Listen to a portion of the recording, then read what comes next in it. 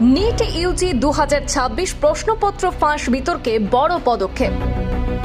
পুনে থেকে chemistry lecturer PV কুলকার্নিকে গ্রেপ্তার করল সিবিআই। গোপন টিউশন সেশনে বহু পরীক্ষার্থীর হাতে প্রশ্নপত্র পৌঁছে দিয়েছিলেন রসায়নের এই শিক্ষক। দেশ জুড়ে উদ্বেগে লক্ষ লক্ষ পরীক্ষার্থী এবং অভিভাবক। এই চক্রের জাল পুনে ছাড়িয়ে আরও অন্য রাজ্যে বিস্তৃত আছে কিনা তাও খতিয়ে দেখছে তদন্তকারী সংস্থা।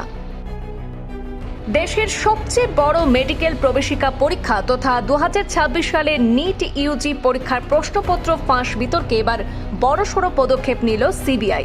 সরকারি সূত্রের খবর, পুনের রসায়ন বিদ্যায় পারদর্শী অধ্যাপক পিভি কুলকার্নি নিট ইউজি প্রশ্ন ফাঁসের নেপথ্যে কিংপিন।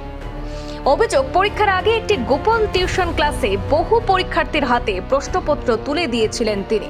তদন্তকারী সংস্থা সিবিআই সূত্রে খবর, ধৃত পিভি কুলকার্নি মহারাষ্ট্রের লাতুরের ন্যাশনাল টেস্টিং এজেন্সি অর্থাৎ এনটিএ পক্ষ থেকে নিট পরীক্ষার প্রশ্নপত্র তৈরির প্যানেলে সদস্য হিসাবে যুক্ত ছিলেন এবং প্রশ্নপত্র তৈরির কাজ করেছেন।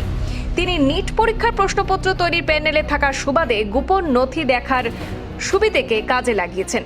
এপ্রিল মাসের শেষ সপ্তাহে তার বাড়িতে একটি বিশেষ ক্লাসের ব্যবস্থা করেন অধ্যাপক কুলকার্নি। সেখানেই তার ছাত্রছাত্রীদের প্রশ্ন, তার একাধিক অপশন এবং সঠিক উত্তর মুখে বলে দিয়েছিলেন তিনি।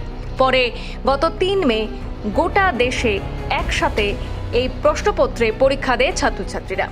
গত 14 মে বৃহস্পতিবার কুলকার্নিকে জিজ্ঞাসাবাদের জন্য আটক করে সিবিআই। দীর্ঘক্ষণ জেরার পর তার বয়ানে একাধিক অসঙ্গতি মেলায় আজ শুক্রবার পুনেতে তার বাসভবন থেকে অধ্যাপককে হেফাজতে নিয়েছে সিবিআই।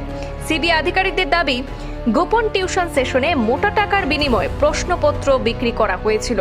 এই চক্রের জাল পুনে ছাড়িয়ে আরও অন্য রাজ্যে বিস্তৃত আছে কিনা তাও খতিয়ে দেখা হচ্ছে।